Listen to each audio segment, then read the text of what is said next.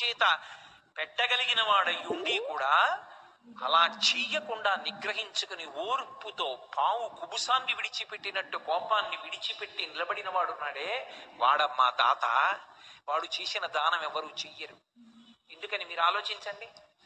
వాయువుని వీళ్ళు కానీ శపించారనుకోండి, నువ్వు అంతటా వ్యాపించావని కదా నీకు గర్వం, అందుకు కదా మాతో ఇలా మాట్లాడి ప్రవర్తించావు, నీకు వ్యాపకత్వము లేకుండుగాక అని ఒక మాట అన్నారు అనుకోండి.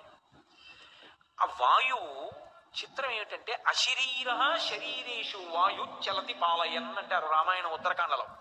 వాయువు శరీరంతో ఉండడు, కానీ అన్ని శరీరములలోకి వాయువు వెళ్ళి పరిపాలన చేస్తాడు.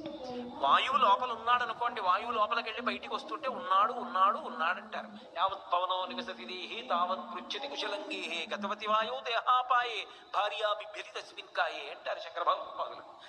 ఊపిరి లోపలికెళ్ళి బయటికి వచ్చినంత కాలం అయ్యా బాగున్నారా బాగున్నారా బాగున్నారా అంటారు. లోపలికెళ్ళి బయటికి రాకపోయినా, బయటికి వచ్చింది లోపలికి వెళ్ళకపోయినా లేడు వెళ్ళిపోయాడంటారు. శివం అనడానికి ఆధారము వాయువి. ఆ వాయువు లోపల తిరుగుతోంది కాబట్టి చేతులు కాళ్ళు కదులుతాయి. కదులుతున్నాయి కాబట్టి ఆచమనం చేస్తున్నాం, సమయానికి సంధ్యావందనం చేస్తున్నాం. యజ్ఞం చేస్తారు, యాగం చేస్తారు, దేవతలకు హవిస్సులు ఇస్తారు, ధర్మచక్రం నడుస్తోంది, వర్షాలు పడుతున్నాయి. వాయువు అంతటా వ్యాపించి తిరగలేదనుకోండి, కాష్టభూతాన్ని చిజ్ఞిరి, సర్వభూతములు కర్రల్లా అయిపోయాయి అనుకోండి. అయిపోతే మంగళప్రదత్వం ఎక్కడుంది?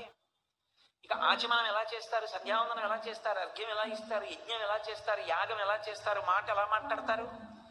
ఏముండవు. అందుకే వాళ్ళు మా కోపంతో వాయువుని శపించడం తేలిక, మాకు తపశ్శక్తి ఉంది, కానీ మేము వాయువుకి ఇచ్చిన శాపం వాయువుతో పోదు.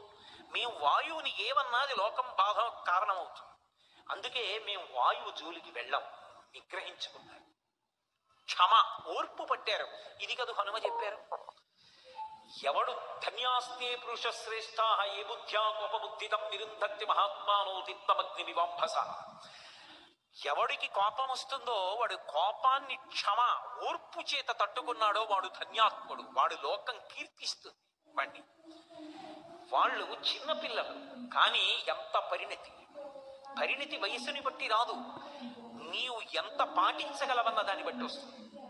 వాళ్ళు ఎంత ధర్మాన్ని పట్టుకున్నారంటే వాయువు జోలికెడితే లోకాలు పాడవుతాయి, ఊరుకున్నారు, వదిలిపెట్టేశారు. తాము కష్టపడుతున్నారు, బాధపడుతున్నారు. అందుకన్నాడు తండ్రి క్షమాదానం. ఎవరికో ఒక ఇద్దరికి అన్నం పెట్టచ్చు, అంతకన్నా అమ్మ మీరు ఇవాళ కోపం తెచ్చుకోకపోవడం వల్ల సమస్త ప్రాణులు నిలబడ్డాయి, ధర్మచక్రం తిరుగుతోంది, ఇంతకన్నా దానమే ఉందమ్మా. అందుకని క్షమాదానం, ఓర్పు కన్నా దానం లోకంలో ఇంకోటి లేదు. క్షమాదానం, క్షమాయజ్ఞం, ఓర్పుయే యజ్ఞము.